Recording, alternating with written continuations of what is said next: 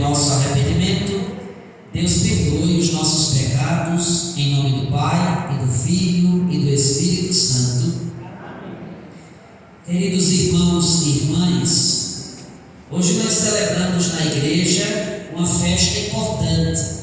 Vocês sabem, quando uma festa é muito importante, a igreja a chama de solenidade. Qual é a solenidade que nós estamos celebrando hoje? O dia de São Pedro e São Paulo. Talvez vocês digam assim, mas já passou, Paulo, foi dia 29 desse mês. A gente fez fogueira, as cidades aí em festa, comemorando o dia de São Pedro.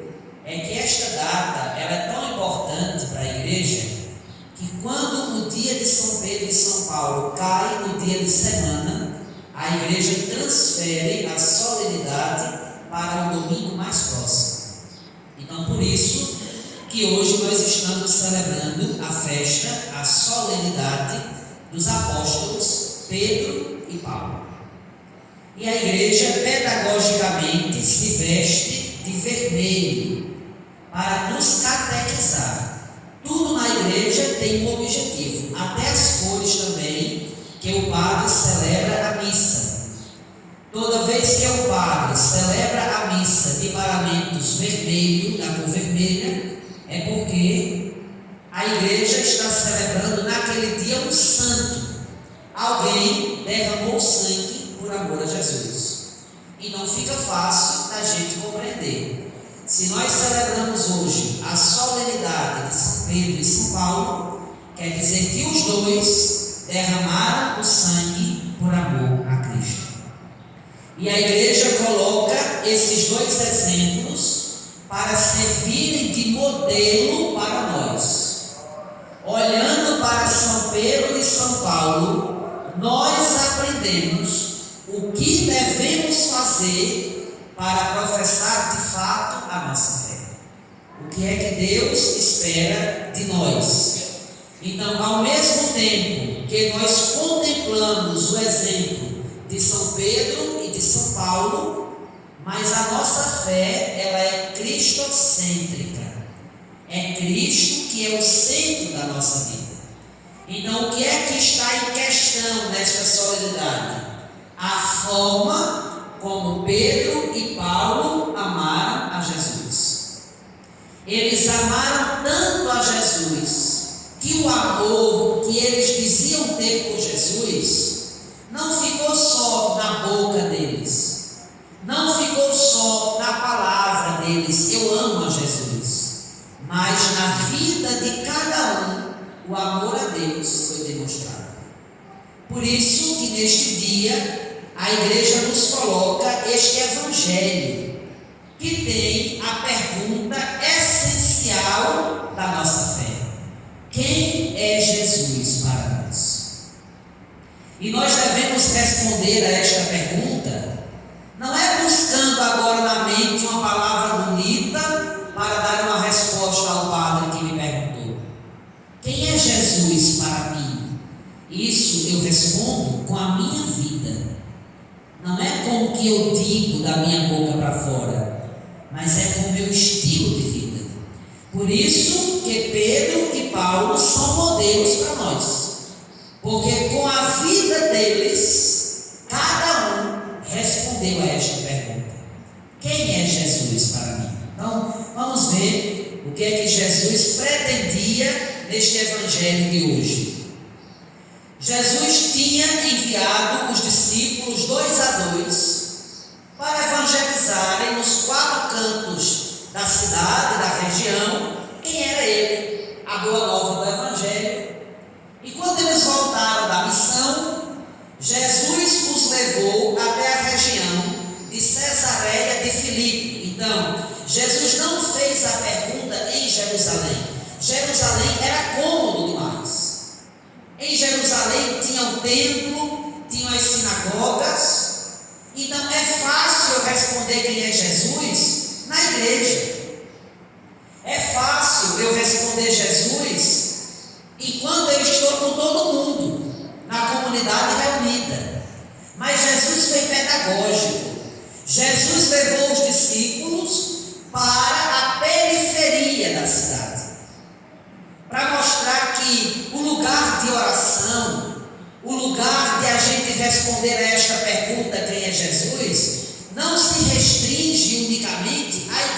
ao templo. Mas é necessário a gente levar esse Jesus da igreja para os 4 cantos do mundo. Então Jesus leva os discípulos até a região periférica de Cesareia de Filipe. E ali Jesus pergunta: quem dizem os homens ser o Filho do Homem? O que é que o mundo por aí, o que é que o povão anda dizendo a meu respeito? E eles começam a dizer: olha, alguns dizem que o Senhor é João Batista, que o Senhor é Elias, que o Senhor é Jeremias ou algum dos profetas. Até aqui, meus irmãos, só elogios a Jesus. Estes homens aqui, Jeremias, Elias, João Batista, eram profetas, homens de Deus. Então, para o povão, quem era Jesus?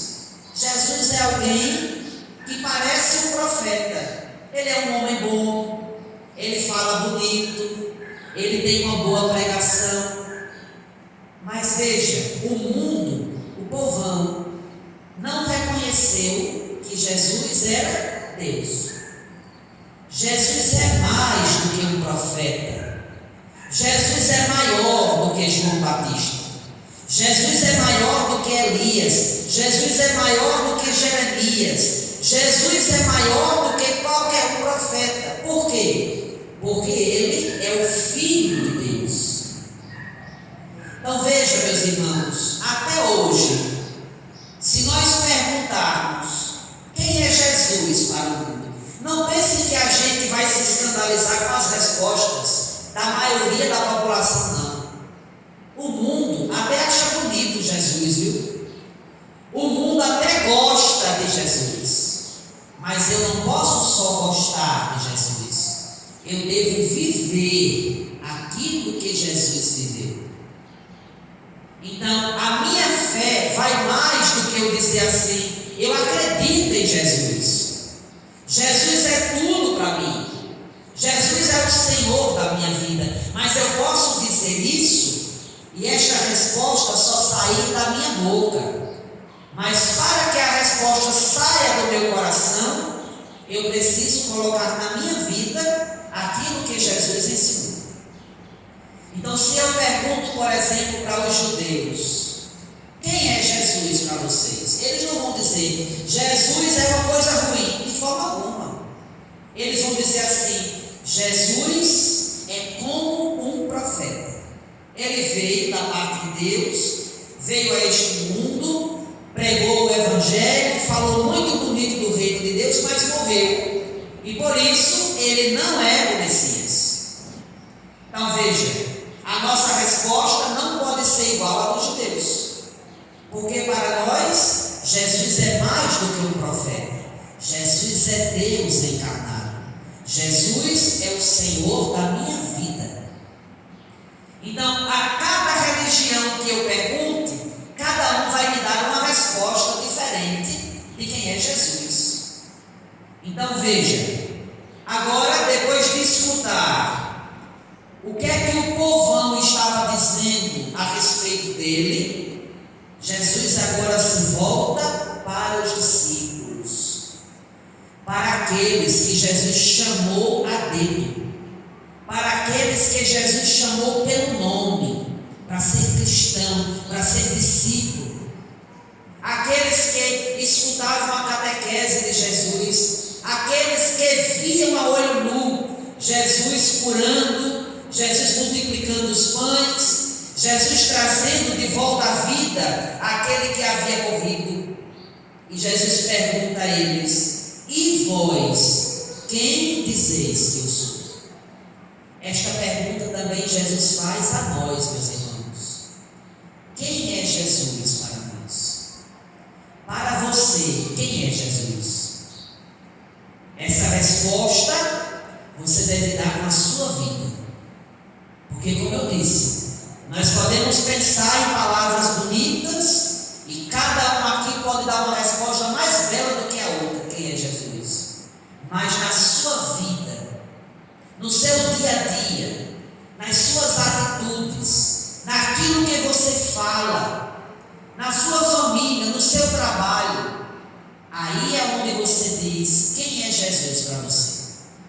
Então Pedro, ele vai falar em nome dos 12. Veja, Pedro sempre foi o primeiro. Todos os evangelistas que vão narrar o nome dos 12, Jesus escolheu os 12, são eles. Aí todos eles vão começar assim: primeiro Simão, chamado de Pedro. Primeiro Pedro. Pedro é o primeiro. Porque ele foi um dos primeiros a ser chamado, a ser discípulo. Porque ele é o mais velho dentre aqueles que foram chamados. Mas porque Pedro recebeu de Jesus uma missão importante.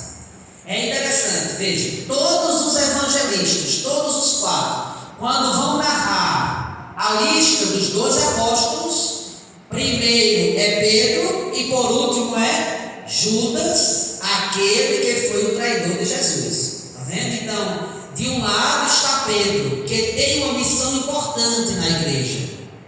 Por último está Judas, que infelizmente não se abriu à novidade do reino e não permitiu que a palavra de Deus mudasse o seu coração. Está vendo?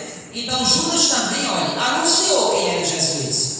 Judas também foi enviado 2 a 2 para falar de Jesus à humanidade. Mas Judas era aquele tipo de cristão que dizia assim: faça o que eu digo, mas não faça o que eu faço.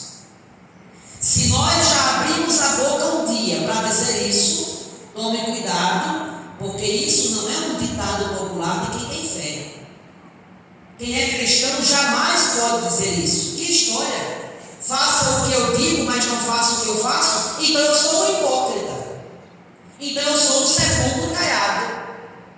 Que eu falo bonito de Jesus, que as pessoas conseguem ver Jesus na minha pregação, no meu ensinamento, mas se você abrir o meu coração, está podre, porque de Jesus aqui não tem nada. Então eu não posso ser assim. Eu não posso ser um hipócrita. Faça o que eu digo e vamos todos nos esforçar para fazer aquilo que Jesus fez. Esse é o ditado do cristão. Devemos nos esforçar para fazer aquilo que Jesus fez. Então Pedro, por ser o primeiro, o mais velho, aquele que daqui a pouco vai receber uma missão de Jesus, Pedro diz: tu és o Messias, o Filho do Deus vivo. Tu és o Messias, Senhor, aquele que toda a Sagrada Escritura falou a respeito.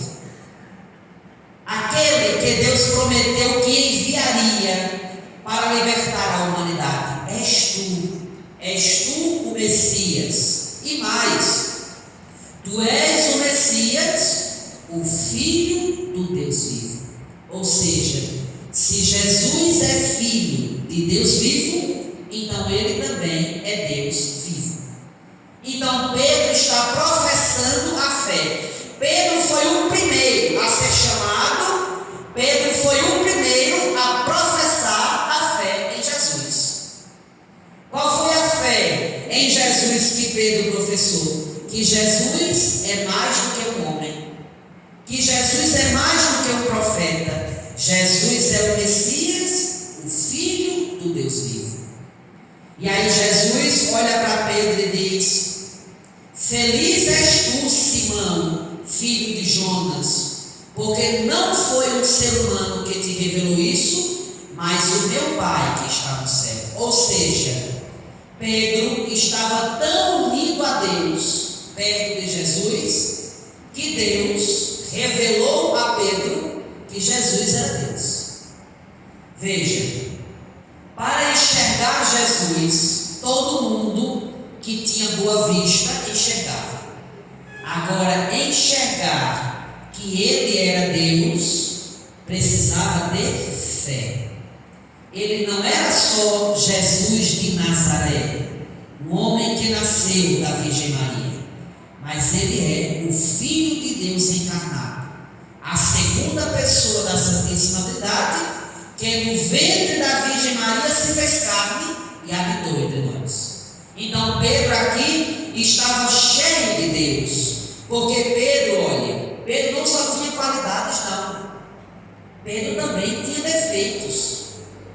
Veja, o mesmo Pedro que aqui foi elogiado por Jesus, foi o mesmo Pedro que negou Jesus 3 vezes. Olha o pecado de Pedro, negar Jesus. Pedro quis abandonar a missão quando disse assim: eu vou voltar a pescar peixe. Jesus aparece ressuscitado lá. Pedro diz: não, Pedro, você não é mais pescador de peixes, você é pescador de almas. Pedro tinha defeitos, mas Jesus, não olha para os nossos defeitos. Jesus olha para aquilo que nós temos de bom em nós. Como deveria também o nosso olhar para as pessoas ser assim? Mas quando a gente olha para alguém, a gente lembra logo daquilo que ela fez no passado. A gente lembra logo do pecado da pessoa. E às vezes as pessoas são conhecidas por conta dos seus pecados, por conta daquilo que já fizeram de errado. Com Jesus não é assim. Jesus sabia que Pedro tinha um coração bom e que era capaz de amar a Deus acima de tudo e acima de todos.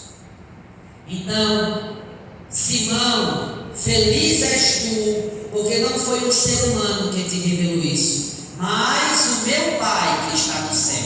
Então, Pedro disse quem era Jesus, agora Jesus vai dizer quem é Pedro. Lembre-se que até este momento o nome de Pedro era Simão. E Jesus agora vai mudar o nome de Pedro. Por quê? Porque mudar de nome quer dizer assim, mudar de identidade, mudar a sua missão. O nome Simão significa ouvinte.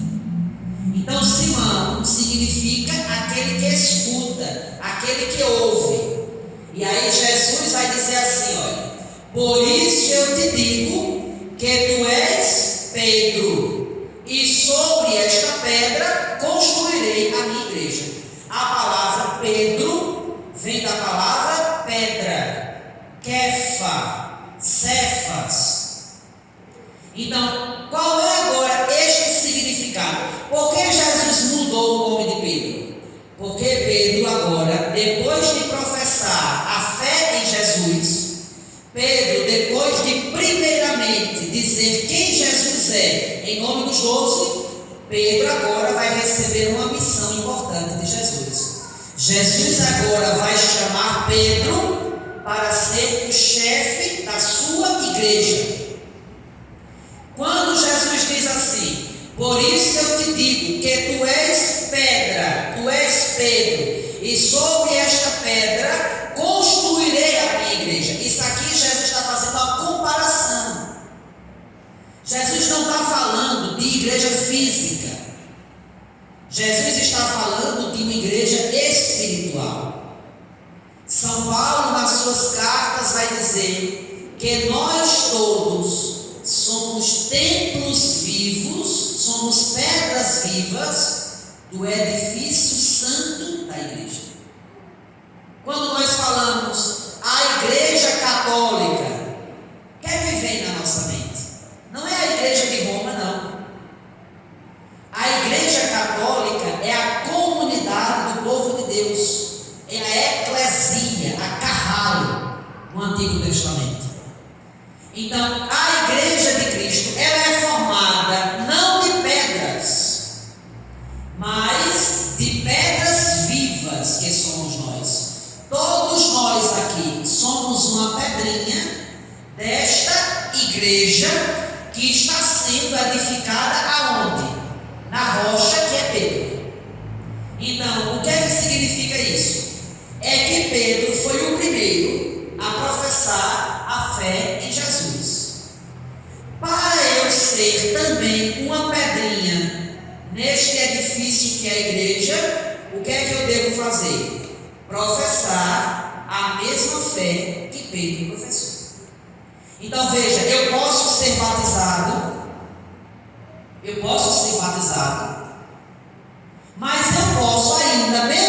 penalizado não pertencer à igreja de Cristo. Como, padre? Porque para continuar unido na igreja de Cristo, neste edifício, eu preciso professar a mesma fé que Pedro professou. Por isso que Pedro recebe agora de Jesus uma missão importante, de ser o quê? O primeiro papa da igreja. Olha o que Jesus diz a ele: por isso eu te digo que tu és Pedro, e sobre esta pedra construirei a minha igreja, e o poder do inferno nunca poderá vencê-la. Eu te darei as chaves do reino dos céus. Tudo que tu ligares na terra será ligado nos céus, tudo que tu desligares na terra será desligado nos céus. Há um homem simples, pescador, mas que tinha um coração gigante, capaz de amar a Jesus até as últimas consequências. Então Jesus confia a Pedro a sua igreja. Vamos agora prestar atenção nisso. Olha o que Jesus disse: sobre esta pedra construirei a minha igreja. Não está aqui as minhas igrejas. A minha igreja está no singular. Só existe uma igreja verdadeira. Qual é a igreja verdadeira? A que Jesus de Nazaré fundou e deixou Pedro como chefe desta igreja. A nossa igreja é esta igreja verdadeira. A nossa igreja está no mundo desde Cristo, há 2000 anos. Qualquer outra denominação religiosa está neste mundo apenas há 500 anos. E se eu perguntar quem foi que fundou a Assembleia de Deus, vai vir ali um homem. Se eu perguntar quem fundou a Igreja Universal, outro homem. Se eu perguntar quem fundou a Igreja Adventista, outro homem. E a Igreja Católica, quem fundou? Jesus de Nazaré. A igreja verdadeira. Por isso, olha, essa festa de hoje é para a gente sentir orgulho, porque nós pertencemos a esta igreja que Jesus fundou. Nós pertencemos à única igreja verdadeira, que tem Pedro como pedra primeira, que tem Pedro como alicerce desta igreja espiritual que todos nós fazemos parte. Então, Jesus dá a Pedro uma missão de ser aquele chefe da igreja. E a igreja é o que, padre, no mundo? É sinal do reino de Deus. A igreja católica não é o reino de Deus, mas ela é um sinal, ela é como uma semente do reino de Deus, que vai sendo plantado neste mundo, mas que só será plenamente realizado no céu. É lá o reino. Por isso que Jesus diz: o meu reino não é deste mundo. Mas para entrar no reino verdadeiro, eu preciso permitir que o reino entre dentro de mim. Então, Pedro foi a quem Jesus confiou as chaves. Olha só, Jesus disse assim a Pedro: eu vou te dar as chaves, não só da igreja, para você escolher quem entra e quem sai. A chave do reino de Deus. Ou seja, para entrar no reino de Deus no céu, eu devo estar ligado a essa igreja que Jesus confiou a Pedro. Porque o que a gente é ligado aqui nessa igreja, automaticamente está ligado no céu. E quando a gente é desligado da igreja aqui na terra, automaticamente no céu também nós estamos desligados. Então, o que é que me faz estar ligado a esta igreja para que eu esteja ligado ao reino dos céus? Que eu professe a fé que a igreja professa. Então, por exemplo, se eu digo assim: eu acredito em Jesus, mas essa história de que Maria, ela é virgem antes, durante e depois do parto, isso eu não acredito. O que é que eu estou fazendo? Eu estou me desligando da igreja. Por quê? Porque eu não estou mais professando a mesma fé da igreja. Então, para eu continuar ligado a esta igreja, eu devo professar todas as verdades de fé que a igreja professa. E se eu quiser me desligar, é só eu perder a fé que a igreja professa. Então é isso. Então veja, meus irmãos, Pedro, ele não viveu para semente. Pedro, quando chegou numa certa idade, ele morreu. E quando Pedro morreu, o que a igreja fez? Escolheu o sucessor de Pedro, Lino. E quando Lino morreu, escolheu Lino, Cleto, depois Clemente, até que de um por um nós chegamos ao Papa João Paulo II, ao Papa Bento XVI e agora ao Papa Francisco. Quem é Francisco na igreja? Pedro.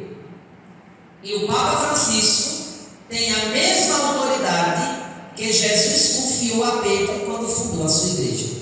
Então o Papa Francisco hoje é o e nós também, unidos a ele, nós professamos a mesma fé em Jesus.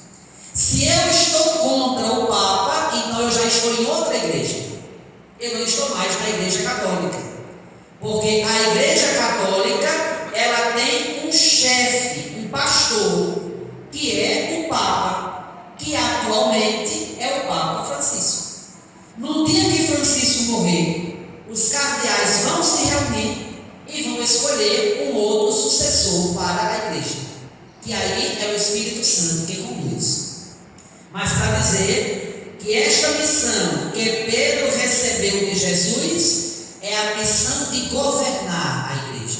Ô padre, e se depois de Francisco vier outro Papa que queira agora mudar tudo? Não se pode mudar. Se ele mudar, ele deixa de ser Papa. Porque a missão dele é guardar a fé que Pedro professou. Então nenhum Papa pode criar algo novo na igreja. Não existe algo de novo. O Papa tem a missão de preservar a fé de Pedro, a fé em Jesus de Nazaré. Eu pensei que o Papa Francisco ia modernizar a igreja. Não pode modernizar a igreja. Não é a igreja que deve se adaptar ao mundo, mas nós é que devemos nos adaptar àquilo que a igreja ensina. Do contrário, eu não pertenço mais a essa igreja. Se eu quero pertencer à igreja, eu devo mudar a minha vida àquilo que a igreja prega. Mas o que é que nós queremos hoje? Que a igreja mude aos nossos costumes. Isso não se pode. Então, Pedro é o primeiro Papa da igreja. E Paulo? Paulo é aquele, vocês sabem, Paulo não conheceu Jesus histórico. Paulo perseguia a igreja, indo para Damasco, inclusive para matar os cristãos. Jesus aparece para Paulo e diz: Saulo, Saulo, por que me persegues? E a partir daquele dia, Paulo nunca mais deixou Jesus. Paulo mudou de vida. Mudou de vida. E aqui, para concluir, aquilo que Paulo diz na segunda leitura de hoje. Paulo está preso, meus irmãos. Qual foi o crime que Paulo cometeu? Nenhum. Só porque ele era incansável no anúncio do Evangelho. Pensa que Paulo olhava se estava chovendo, se estava fazendo sol, como é que estava o mar para ele conseguir navegar. Ele não olhava isso. Ele só tinha em mente: eu preciso levar Jesus para os quatro cantos do mundo. Quantas vezes Paulo apanhou? Quantas vezes Paulo quase foi devorado pelas feras da mata? Quantas vezes Paulo naufragou no mar? O barco afundou e Paulo passou a noite inteira ali em alto mar. Mas Jesus estava protegendo ele. Por isso que no salmo de hoje nós dizemos assim: de todos os temores me livrou, Senhor Deus. E ali, olha como é bonito. Depois de ter gastado a vida toda para anunciar o reino de Deus, aos olhos do mundo, parece que não serviu de nada, porque fez tanto bem e agora está preso e vai morrer. Aí Paulo escreve uma carta a Timóteo e diz: caríssimo, quanto a mim, já estou para ser derramado em sacrifício. Aproxima-se o momento da minha partida. Olha o que Paulo vai dizer. Ele não vai agora dizer assim: está vendo? É o preço que eu paguei por ser de Jesus. Não, ele vai dizer assim: combati o bom combate, completei a corrida, guardei a fé. Que lindo, meus irmãos. Quem dera que a gente também, antes de morrer, tenha uma fé como essa de Paulo. Que Deus nos dê a graça de, nos últimos instantes da nossa vida, dizer: combati o bom combate, completei a corrida, guardei a fé. Agora está reservada para mim a coroa da justiça, que é o Senhor justo juiz me dará naquele dia, e não somente a mim, mas também a todos que esperam com amor a sua manifestação gloriosa. Então Paulo tem consciência de que ele estava nessa vida correndo atrás de um prêmio, mas o prêmio de Paulo não era ocupar um cargo alto, não era conquistar bens materiais. Paulo corria em busca do prêmio, e o prêmio é a salvação. Que a nossa vida também seja uma corrida, e que a gente corra nesta vida para conquistar o único prêmio, aquele que ninguém rouba de nós, aquele que a traça não corrói, aquele que a ferrugem não destrói.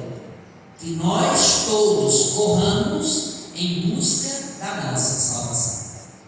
Então, meus irmãos e minhas irmãs, que Pedro e Paulo sejam exemplos de vida para nós. Como foi que Paulo morreu? Degolado. A espada, olha, passou no pescoço dele, ele morreu degolado. Como foi que Pedro morreu? Crucificado de cabeça para baixo. E a gente reclamando da vida. E a gente reclamando de uma cara feia. E a gente reclamando de uma palavra que a gente não gostou. E a gente querendo deixar de ser católico por isso ou por aquilo. E a gente querendo deixar de participar da igreja por esses motivos.